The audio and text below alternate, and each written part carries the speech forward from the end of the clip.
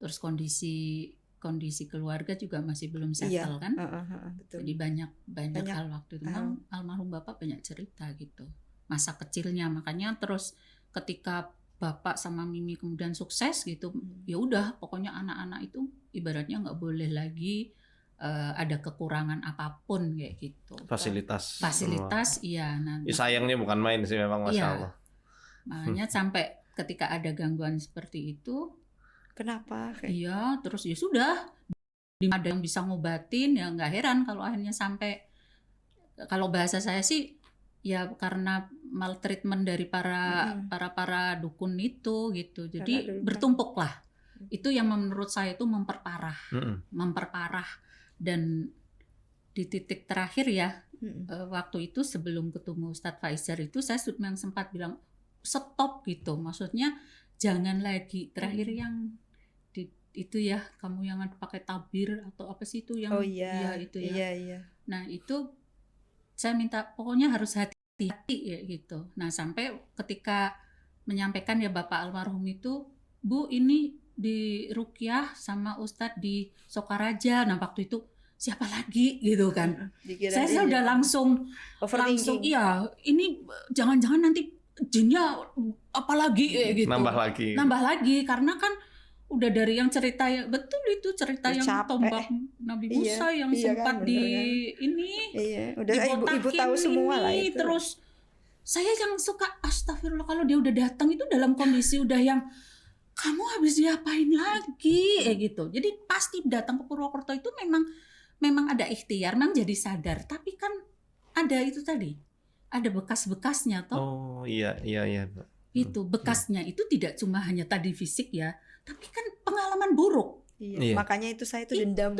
Nah, dendam sama uskun paranormal. Itu. Jadi jadi itu pengalaman buruk itulah yang akhirnya bertumpuk-tumpuk. Jadi kadang kenapa kok saya ini udah bagus gitu ya misalnya. Kan kenapa kalau misalnya di rumah saya kok nggak pernah. Kenapa Ibu? Ibu selalu memperlakukan ya udah biasa aja. Bukan misalkan walaupun itu misalkan jin ya, tapi Ibu tuh memperlakukan aku kayak jelita kayak gitu, bukan sosok yang lain. Dan yang saya pulihkan kesadarannya dia. Masya Allah. Jadi selalu makanya selalu kenal suara saya kan. Ini Ibu. Dan pasti saya kan bukan kayak apa sih nggak paham ya untuk terapi spiritual, tapi saya selalu punya satu ini kuncinya ya, hanya kalimat la ilaha illallah la haula wala quwata illa billah. Selalu begitu ketika dia drop kayak gitu kan. Itu aja, tapi nggak pernah. Bahkan yang lucu ya, yang di kosan ya, di kos-kosan situlah. Kalau udah manggil saya yang pas naik ke atas, terus yang mau terjun, ada beberapa tempat lah. Itu kan manggil saya. Nah, terus kan saya datang. Terus dia langsung tenang. Nah, orang-orang yang di situ kan ngiranya saya paranormal. Iya. Para psikolog.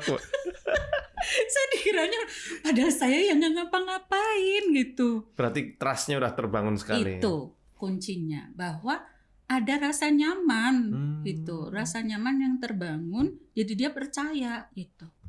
Apa aja cerita, walaupun memang ada yang tidak bisa dia ungkapkan. Nah, ketika yang nggak bisa diungkapkan itu, saya hanya membaca apa yang dia membaca isi hatinya.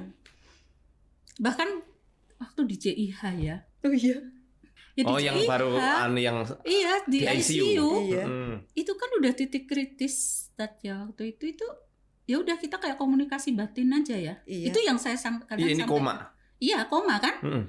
Itu saya sampai nggak ngerti yang saya tiba-tiba kan di WA tuh, tapi sebelum Ustadz kan dia ngabarin. Iya. Minta maaf, pamitan gitu. Iya, pamitan. Tapi posisinya kan terpejam di ICU waktu itu. Nah, itu kan yang di luar nalar ya. Tapi saya tenang aja. Saya tetap jawab sekarang di mana gitu. Terus waktu itu posisi ibu kan nggak di Purwokerto, langsung pulang. Waktu itu langsung jadi lepas dari hal-hal tadi, itu saya pasti fokusnya ya hanya ke kesadaran. Iya, kesadarannya Aisyah itu yang saya harus yakinkan. Dan waktu itu respon. Ya hanya netes air mata kan ketika itu. Tapi memang nggak sadar. Iya. Saya lihat itu memang Iya. benar nyata itu. Makanya sekarang saya fokusnya itu ya membangun kesadaran, Betul. nggak mau ke jin. Iya, Karena nggak ada guna juga kita Iya. komunikasi sama jin itu. betul. Termasuk sepakat. orang-orang yang datang ke sini, Iya. pasti selalu saya, ayo Iya. kembali ke kesadaran manusia. Iya, betul. Nah, dulu kan ibaratnya jatuh bangun, Bu. Iya. Selama 10 tahun. Awalnya saya fokus ke jin, fokus ke buhul. Kan rumah Bapak itu digali sampai 2 meter ya, yang kita turun Iya. bersama itu. Samping kamar Bapak itu yang lorong itu, Bu. Oh, Iya, di lorong itu kan iya itu kan. angker Iya. banget dulu itu kan. Heeh. Itu kita Saya dulu gali itu. datang ke sana. Langsung. Nggak enak itu, ya hawanya. nggak enak Bu. hawanya gitu.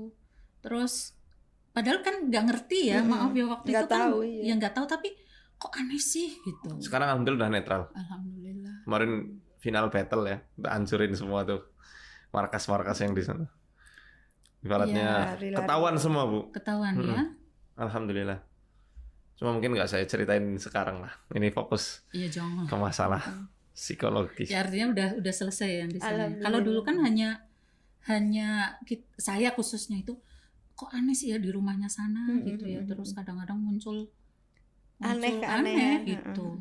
Ini Aisyah sekarang ngobrol, kesadarannya terintegrasi dengan baik. Iya. Beda waktu kemarin berdua tegang, saya grogi, dia grogi, Bu. Padahal udah pengantin lama ya, tapi rasanya kayak pengantin baru terus. Loh, kan pertama kali disuruh ngobrol, Bu. Ya, Nih, iya, Bu bayangin, Bu. demam panggung. Abis jet lag, Bu. Terus tiba-tiba kayak gini. Itu aja saya kaget kok. Kan WA. Terus kamu udah berani bener. Artinya siap ya nanti menerima respon Respon gitu. netizen. Masya Allah, responnya keren. positif semua. Iya, alhamdulillah. Terus saya sih surprise. Artinya hari ini tuh kemarin khususnya ketika di podcast, ya itu sudah terintegrasi gitu kan. Artinya udah, saya pikir memang sudah oke. Ya inilah Jelita Rahmayanti gitu. Masya Allah. Aisyah gitu. Maksudnya udah ya itu Aisyah Jelita Rahmayanti. Maksudnya sudah bisa gitu. Bahkan sampai ke kepingan-kepingan ingatannya itu sudah bisa. Banyak hal malah yang saya nggak pernah tahu selama 10 tahun ini, dia ceritakan kemarin di podcast. Loh, ternyata kamu kayak gitu tuh. Ternyata kamu lihat sosok ini, sosok itu. Iya itu saya lihat. Sama ya kejadian-kejadian yang ya kayak puzzle itu, Bu. Yang 2019 dia cerita kenangan buruknya itu kan. Iya. Di rumah ibu. Iya. Itu kan saya baru tahu juga dan saya nggak kaget sih. Ternyata yang diomongin jin waktu awal-awal itu ya memang Sempat ya. Keluar mengadu juga. dombanya di lingkup itulah. Tapi itu nggak perlu diceritain lah ya. Jangan. Ya untuk ada di tahap ini juga kan prosesnya nggak mudah, Bu. Oh sama sekali. Benar. Jelita kan maksudnya introvert banget dan nggak mau nih boro-boro di depan kamera untuk Nggak ngobrol bisa. kayak gini aja. Butuh waktu bertahun-tahun sampai ada di titik sekarang itu, sampai menyimpulkan gini, it's okay. Benar. Ini luar biasa banget. Dulu tuh untuk ngobrol sama ibu juga prosesnya itu aduh lama banget. Nggak cuma setahun 2 tahun Ibu ya. Enggak, itu 9 tahun ya baru. Di atas 4 tahun lah kayaknya baru. Itu kan khusus rasa keluarga kan, konflik itu. Kadang terus merasa tekanannya, insecure-nya, semuanya nggak bisa. Sampai beberapa tuh ada yang deket kayak gitu, sampai akhirnya mereka nggak bisa kayak gitu. Dulu tuh sempat ini Bu, ada beberapa yang mungkin apa ya, pengen ngetes kayak gitu atau gimana. Kamu tuh kenapa sih kayak gitu? Kan dulu kan sering trends kayak gitu kan, mau ngetes kayak gitu. Terus Jelita di situ cuman bilang, kamu cuman mau ngetes aku kayak gitu. Habis itu terus ngubungin karena Jelita tuh kayak tahu ini orang nggak baik loh tak buat kamu. Udah stop cut kayak gitu. Akhirnya menghindar tapi dipepet terus kan. Sampai akhirnya pernah cukup, nggak usah ganggu kayak gitu loh. Alhamdulillah Allah jaga ya sampai di titik ini, sampai menyimpulkan gini, it's okay. Semua orang punya luka batin, semua orang punya masalah, dan Allah itu memang tujuannya sama, ini loh kamu tuh harus sabar, di balik kesabaran itu aku kasih bahagia. Masya Allah. Bisa dapat kata-kata kayak gini tuh nggak mudah. 10 tahun, 18 tahun. Lebih, 18 18 tahun tahun. lebih. Masya Allah. Dan ketika misalnya bahkan dalam kondisi misalnya saya memberikan itu ditolak, ditolak, capek Bu, lelah, harus sampai kapan? Makanya saya tidak pernah artinya memaksakan atau menyalahkan, karena saya paham banget gitu. Dan rata-rata tuh dulu tuh Jelita tuh sebel banget Bu, kalau misalnya lagi berusaha untuk curhat nih, aku tuh ngerasa kayak gini, dibilangnya sabar ya, ini ya. Langsung saya bilang, oke, kamu pindah, kamu jadi saya jadi kamu, bisa nggak kayak gitu? Sampai orangnya tercengang. Oh maaf kayak gitu. Ya, dia itu galak, memang aku dulu terkenal galak. Ntar aku penasaran, yang ngetes itu ngetes pakai ilmu gaib apa ngetes secara psikologis? Ngetes suka, ceritanya mau deketin aku. Oh, terus modus. kamu kenapa trans kayak gitu. Iya. Dulu lah Bu, ada lah ya, Ibu tahu lah ya. Jadi kelemahannya itu dijadikan sebagai bahan. Nanti aku jadi baper sama cowok kayak gitu-gitu. Iya. Aku kamu baper sama aku. Ya Allah. Ya, artinya memang sih kalau saya lihat pengalamannya Aisyah ini kehilangan masa remaja, ya.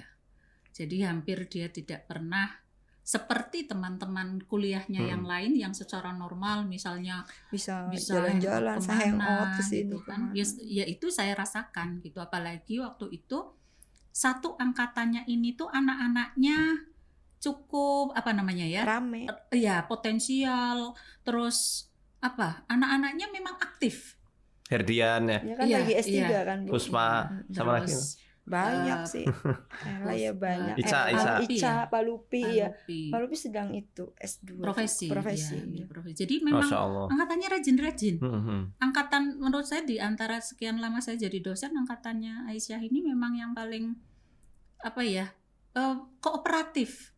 Jadi rajin belajar, terus ya makanya dia mungkin ngerasa kok aku jadi nggak seperti teman-teman. Oh, Masya Allah. Karena lulusnya juga cepat-cepat ya. Lulusnya cepat-cepat. Terus IPK-nya tinggi. IPK-nya di atas 3. Terus tuh dulu tuh sempat ada pikiran, berhenti aja Bu ya kuliah. Cuman ada omongan Bu, beberapa omongan, kamu tuh nggak bakalan lulus, kamu tuh emang bisa S1, kamu aja sakit-sakitan gini-gini. Itu ada omongan-omongan yang membuat akhirnya tuh terpacu. Bismillah, aku akan buktikan walaupun terseok-seok kayak gimana. Plakat sarjana psikologi itu mungkin bagi teman-teman itu udah biasa gitu ya Bu. Maksudnya bagi teman-teman yang mendapatkan sarjana itu kan maksudnya biasalah kayak gitu. Tapi bagi aku Bu, itu tuh plakat SPSE itu untuk mendapatkan itu tuh luar biasa kayak gitu. Penuh perjuangan dan nggak mudah. Hinaan, cacian, makian, teman-teman angkatan udah pada nggak ada, adik kelas juga udah pada lulus semua.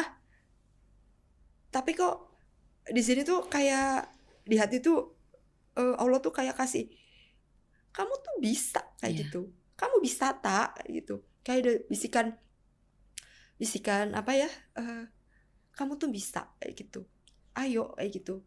Tapi saya selalu menolak Bu bisikan itu. Enggak kayak gitu. Insecure lagi kan, maksudnya jatuh lagi. Dan cerita itu kan ketika udah bener-bener jatuh itu untuk izin itu susah. Iya. Untuk bangkit satu-satu. Nanti udah di tengah-tengah tuh dijatuhin lagi. Udah mau naik ke atas dijatuhin lagi. Yang jatuhin manusia kah? Omongan orang. Omongan orang dulu. Makanya kalau misalkan teman-teman di sana, kamu kok bisa sampai, kalian belum tahu ya perjuangan saya sampai di titik ini kayak apa. Udah pernah ibaratnya melukai diri sendiri, pernah dapet cacian, pernah. Tapi alhamdulillahnya tuh Allah tuh selalu kasih pertolongan lewat perantara orang-orang yang baik gitu loh Bu. Jadi orang-orang yang benar-benar tulus sama aku itu connect. Walaupun itu misalnya alhamdulillah dapat adik kelas yang luar biasa, dosen juga luar biasa, terus lingkungan ibu kos-kosan subhanallah, Iya. maksudnya